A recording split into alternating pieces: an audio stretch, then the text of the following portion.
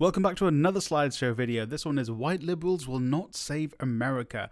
Basically, this idea came based off seeing the reaction of white liberal men specifically and their reaction to Donald Trump's policies and their desire to blame mostly people of color who were supporting the Palestine movement for Trump's policies and Trump being in charge. So this was one of the ones that really annoyed me. This guy, Keith Edwards, I believe he was a Democrat staffer. He's taken it out of his bio on Zuckerberg Twitter. He said, someone else pointed this out, but I can't stop thinking, where are the leftists who are raging against Kamala Biden, putting the same energy into calling out Trump for his atrocities against marginalized communities? There's no punctuation in that. That kind of needs punctuation because reading that was difficult. But also, who is he talking to who is saying, you know, those leftists, they don't care that marginalized people are being attacked by Donald Trump. And the thing is, the people who were most vocal about Kamala Harris and Biden's shortcomings when it came to Gaza and Palestine were mostly people of color. It was mostly either Palestinians or other Arabs, or it was Asian Americans or Black Americans who were calling it out. From what I could see from leftists, those were predominantly the groups that were calling out Kamala Harris and Joe Biden to do more to end the genocide of the Palestinian people. And now he's saying they aren't doing anything about Trump. But, like, where is your source? Because all the ones I saw talking about the stuff with Palestine, I'm seeing the exact same people doing the same thing for marginalized communities now under Trump, doing far more than tweeting about it. Actually, you know, they're doing donation drives, they're spreading information, they are, you know, going out and actually doing, like, physical direct action. I won't post them because of that last part, and I know not to incriminate people when they are doing things, but I want to show you a video of another guy who kind of also proved this point. It's going to be my own TikTok video stitching him and kind of giving information about it, and also because it beefs up the watch time on this. Y'all, did you know this guy with nearly 200,000 subscribers is posting comments like this, taking pot shots at people suffering through genocide because their neoliberal candidate of choice didn't appeal to white suburban men particularly. The same white suburban men who went out to vote for the white guy 4 years prior. But no, man, the neoliberal could never do any wrong. It's a-okay for someone with 200,000 followers to make light of the suffering of brown people, particularly Arabs. Orientalism is rife. Now, the thing with him bringing up Palestine or Gaza is there is one source I found talking about how big the Palestine thing was for people not voting for Harris. So this article from Dropsite, and I think this is the one people are quoting, but I also think people I've seen misquote this, saying 92%, when Dropsite is quoting 29% based off the YouGov poll. And I have an issue with this YouGov poll as well, and it being framed as powerful as this, and I think that's why Dropsite is the only website using that YouGov poll. But so on Dropsite, they're saying, you know, 29% cited the onslaught as a reason they didn't cast a vote in 2024. Now, the thing is, I'll go on to the YouGov thing. This was a very small sample size. This was 604 people, and I'm going to link this and the Dropsite article down below. This was 604 people interviewed on YouGov. I don't know how big YouGov is in the US. I think it's relatively big here in the UK. But 604 voters is not a big sample size, in my opinion. I'm sorry.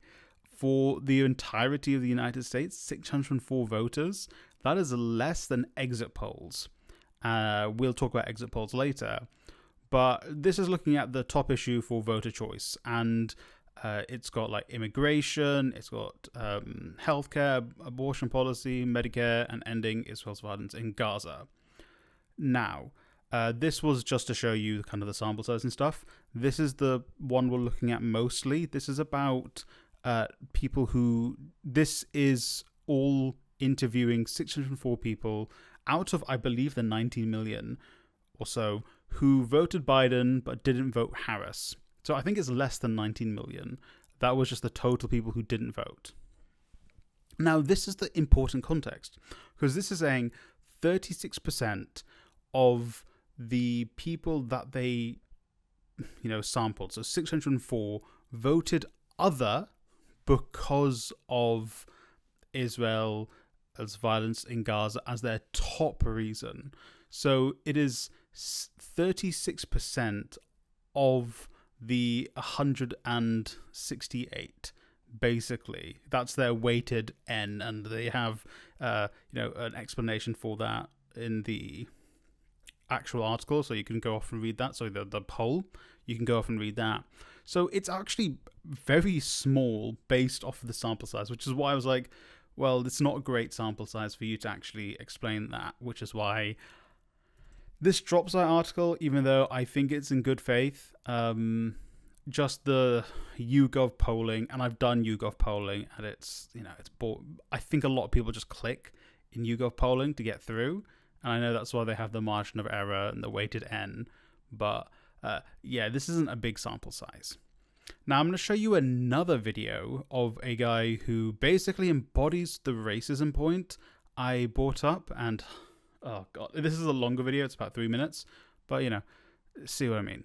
I want all of you brain dead cowards. It's interesting that this guy is so easily able to criticize people who didn't want to vote for a neoliberal Democratic candidate when he can't really point out the main reason that the Democrats lost, which is, one, because they didn't go for policies that would have actually appealed to the Republicans they were trying to covet, and also because white people, particularly white men, didn't vote for Harris. The ones that voted for Biden either went and voted for Trump or decided not to vote. When all of the people who decided to vote third party, if their cumulative vote wouldn't have given anything to Harris, but the white men who decided not to would have. It's interesting that this guy points out the group that was predominantly made up of POC voices. The most vocal ones were POC voices. I wonder why.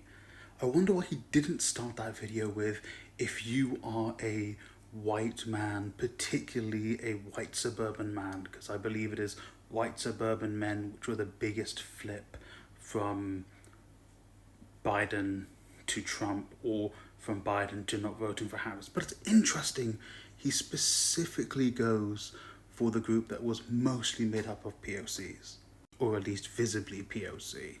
Also very weird that he's using Gaza as a point when I remember his videos being him supporting Harris's policy of business as usual as the continued oppression of the Palestinian people. Now, my point on it being mostly people of colour he's attacking, because in his video he says, you uncommitted folk. The leaders of the uncommitted movement were people of colour. This is Layla El Abed. I'm sorry, my Arabic is so bad. This is a person of colour. This is an Arab woman. This is Abbas Alaweh. Again, this is a man of colour. One of the founders of the uncommitted movement. Let's see. What do you see here? This is mostly brown people and black people I'm seeing in this photo. This one, I am seeing mostly brown people. There's a couple of white people, and there's black people here as well. The uncommitted movement was mostly led by people of colour. And the fact that he decides to attack people of colour for Trump being able to put forward these heinous policies, truly horrible policies, that negatively affect other people of colour, just kind of shows racism. Because we now go on to my next point as to why Harris lost, which I mentioned in that video. It's because of racism and policy were the two reasons she lost, not because of the uncommitted movement. The reason Trump is in power is not because of the uncommitted movement. It's not because of the people of color who are predominantly the vocal voices of the uncommitted movement. It is, in my opinion, and from the data I can see, racism and policy. So, this is the NBC exit polls. We're talking about exit polls before. The one on the left, the one that says Biden-Trump, obviously is from the 2020 election, and the one that shows on the right is from the 2024 election exit polls. Exit polls have a larger sample size than the YouGov poll. Obviously, exit polls are not perfect either, so I wouldn't take this as absolute truth, but they have a much larger sample size. Now I want you to look at the urban area and then urban suburban whites by sex. I think they added that because they had to really hit home the point. So if you look at the areas where Harris lost votes, or at least fewer people voted for Harris than they did for Trump compared to Biden. And I believe turnout was higher this time around as well. So suburban vote, 3% down, and about 3% up again for Trump across the two. So if we go from, left to right, 50% to 48%. So they had the majority in the suburbs for Biden, and for Harris, it is 47% suburbs and 51% for Trump. And in the rural area, they lost quite a good chunk as well. They lost about, 6-8%? And Trump made up nearly all of that. So they lost rural areas and they lost suburban areas. Rural and suburban areas in the United States are predominantly white. I would say mostly suburban areas are predominantly white. And then that's the whole reason they have suburban whites by sex. If you look at suburban whites by sex, the majority of both white men and white women voted for Trump. And the suburbs, which makes up 52% of the United States, predominantly white, voted for Trump in this election. And those who, if you take the 52% as well, you'd think most of the people who didn't vote, mostly being white and mostly from the suburbs, didn't vote for Harris or voted for Trump. So it's kind of pretty blatantly obvious that white people didn't want to vote for Harris. It could be in part because of her policies, but it could also be in part just because she's a black woman, because her policies were near the same as Trump's on many key issues, like immigration, on Israel and Gaza. The only real places they differentiated was abortion access, and seemingly even that didn't sway white voters. It seems particularly suburban voters, it went the other way.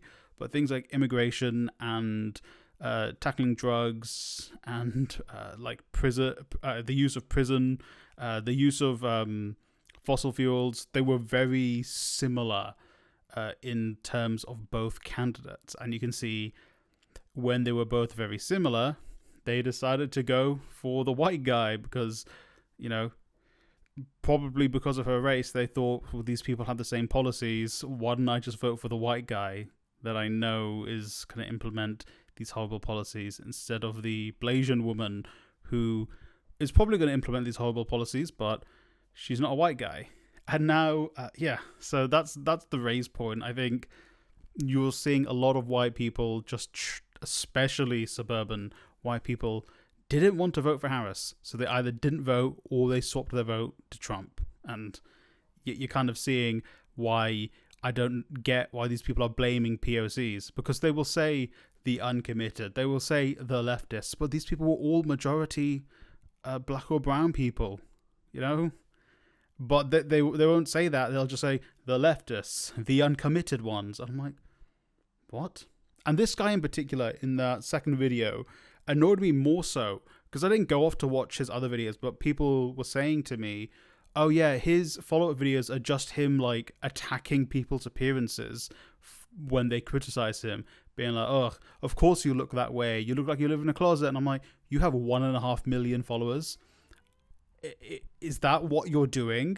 And like, you're attacking people of color, you're attacking leftists, particularly people of color leftists, and that's kind of your response to them, responding back to your attacks.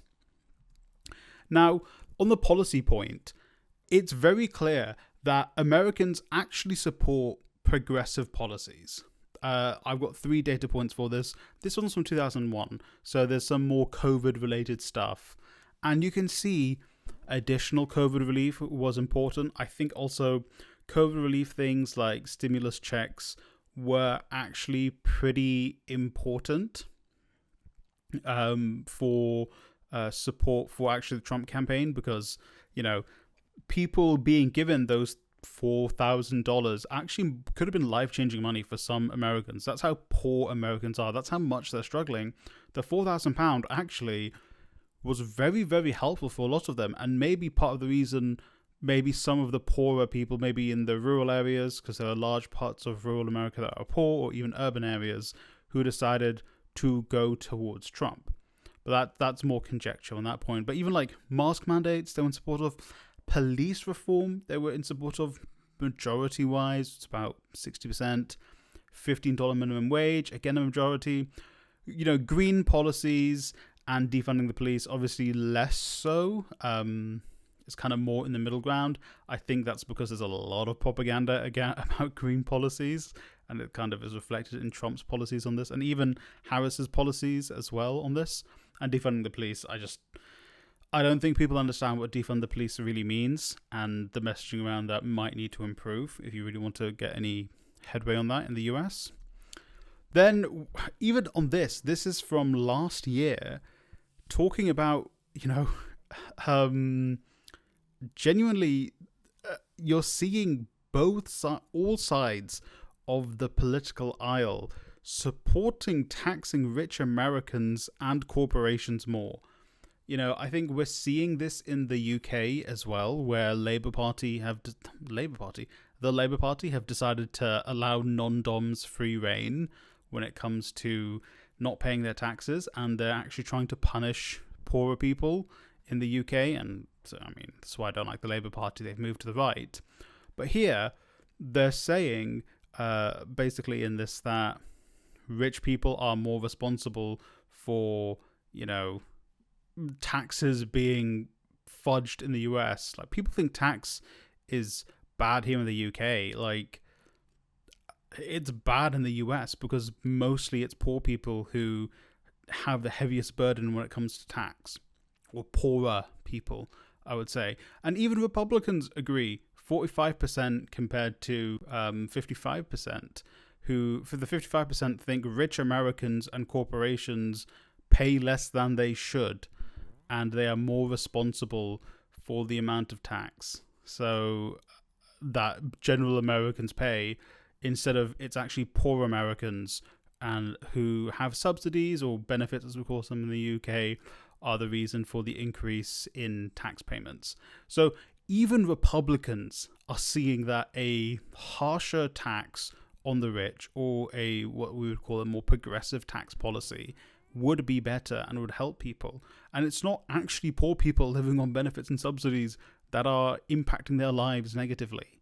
71% no, it is the rich Americans and the corporations who are avoiding tax, or not paying their fair share, if you want me to be more fair in my analysis there. And finally, this one was more about healthcare, and I think healthcare is going to be a big thing coming up. I think Medicaid and stuff, and I see a lot of Republicans voters who are kind of understanding how Medicaid and medical care stuff is affecting them as well. And you see a lot of white liberals, or just liberals in general, kind of pointing and laughing at them and being like, ha ha, you're losing your healthcare. And I'm like, what? That's not going to help your cause to get people to vote more liberally for the Democrats. They will say, well, the Democrats don't care if I live or die, clearly. And anyway, I'm getting sidetracked.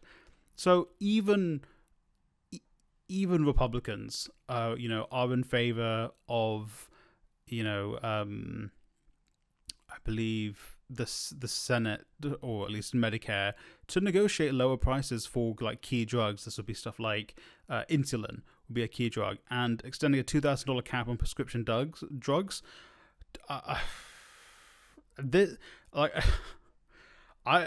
Call me crazy, but $2,000 a year is a lot of money for medication, in my opinion, as someone from the UK. And $2,000 being kind of like the progressive option here is crazy, in my opinion. But again, like I'm saying, even Republicans are pro, what Americans would call progressive policies, more progressive left-wing policies. And it's very clear these kind of policies, if the Democrats had touted these the loudest, they probably would have picked up those Republican votes they wanted. They were chasing the Republicans, and in chasing the Republicans, they just decided to mirror a lot of Trump's policies. We're going to be harsher on the border. We're going to continue arming Israel. We're going to have the most lethal military in the world. For a long time, these were the loudest things they're saying. We're going to, drill more. We're going to support fracking. A lot of these policies were similar to Trump's. They kind of felt like 80% to 90% of the way of Trump's policies. So if you're trying to get Republicans who traditionally have voted Republican regardless, in their mind, why would they go, oh, okay, well, I like these progressive policies, but there's no one offering them. So why would I go for someone who offers me 90% of what the guy I usually vote for would give me 100%? So I'd rather just stick to Trump. And we saw that there was a very, very little flip from Republican to Democrat. It was less than 5%. I think 5% is high. I think it was less than 2%. So it just didn't make sense policy-wise. And that's probably a much bigger reason for why Trump is able to now, basically enslave brown people in the United States, and what he's basically doing, because the Democrats decided to play silly games with their policy. And it's because their corporate lobbyists support more Republican policies. The amount of money they're probably getting from arms manufacturers, the amount of money they're getting from fossil fuel capitalism, it far outweighs them actually going for progressive / left-wing policies, which Republicans probably would have supported and probably would have gotten them that flip in Republican voters that they were after. And also Harris being a Blasian woman probably didn't help that. So again, I don't see why these white liberal men in particular are blaming the uncommitted movement for very clear policy issues in the way of the Democrats, and also very clear, probably racial bias from the white population. And to make things worse, on the Pod Save America podcast, Democrat staffers, people on the Harris campaign staff, they're saying, oh, we thought it was a very close race. But they were saying they were polling behind Trump the entire time. They didn't change their policy plan. They actually doubled down on their policies they kind of announced at the beginning, instead of being pragmatic and changing with the times, looking at the polling, showing even Republicans wanted more progressive policies. And so you can't blame the uncommitted movement. You can't blame people of color for clear policy failures that even Harris staffers are saying, yeah, we kind of messed up here. Well, they didn't even say they messed up. They just said, well, we thought we ran a good campaign, but we were polling behind, so we were the underdogs. And I'm like, you were the underdogs because your policies were rubbish and also racism. Now, what do I think these men could do that is far more conducive? Instead of getting, using their big platforms, because these are people, even the guy or the tweet at the beginning has like 100k followers. Go and do something like someone like Prince Shakur. Prince Shakur is an activist who I touted in last week's video about organizing, and genuinely, those guys have a significantly larger following than Prince Shakur, and they could go out and do the organizing that he is doing. I highly recommend these 2 videos from Prince Shakur. They are inspiring, and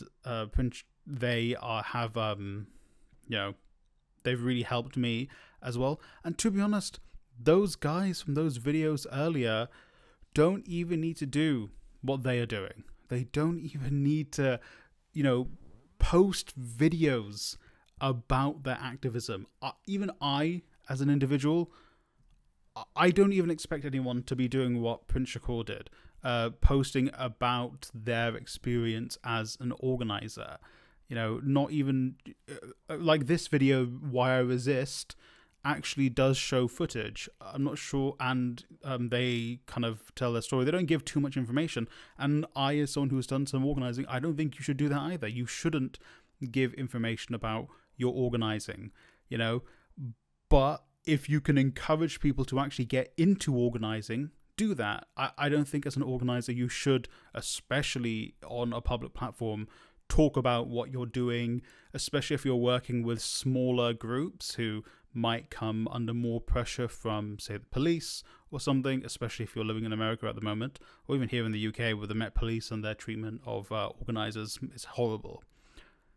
You should at least be using that massive platform you have to encourage people to actually go out and get involved in organising. Instead, these, popular white liberal men are using their platform for a punching bag. Why? Because it's probably a lot easier to monetize those punching bags. You can monetize the negative energy a lot of people obviously have in America at the moment far easier than you can probably monetize making videos like this. Making videos about helping people get into organizing, even, making videos about learning about getting into organizing. You're probably going to make a lot more money just punching down at POCs and minorities. And, they'll say, I'm not attacking minorities. It's just the groups that are predominantly made out of minorities are the groups that I'm attacking. And so I go back to our title of White Liberals Will Not Save America. White liberalism is clearly not going to be the thing that will save America from Donald Trump. Liberalism is not what's going to save Americans from Donald Trump, because, as you can see from the actions of the Democratic Party right now, the vast majority of them are sitting there and twiddling their thumbs, watching as Donald Trump enacts horrible policies upon predominantly people of color or minorities, however you want to call them. And the people who are shouting, yeah, those leftists, those uncommitted voters, people of color, where are they? What are they doing? And I promise you, they're doing far more than your video, calling them ugly, or your video saying how Palestinians get what they deserve. So please actually go out, get involved in some activism in the US. If you're from the US, hey, if you're in the UK, do that as well. These guys just kind of want your money, and it's unfortunate that they are going to try and monetize this negativity. I understand a lot of Americans have. I understand the bitter anger you have, but instead of letting them monetize, you go and do something more productive with it. Again, organizing doesn't mean you're going to have to join the black bloc of direct action. You don't have to go there and fight the police. Just, volunteer at your library, volunteer at your soup kitchen, You know, go and do mutual aid with your friends. Once you've done it with your friends, extend it to your family and keep going. You know, that is activism. That's what you need to do, instead of you brain dead, uncommitted, blah, blah, blah rubbish. Thank you for watching. I'm trying to make these kind of slideshow videos every week.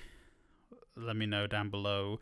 I feel like I rambled a lot more in this video because I got kind of annoyed and angry. I had like bloody bullet points of what I was meant to hit, and I got annoyed. I got peeved off. So thank you for watching. White liberals will not save America. Frankly, no liberals will.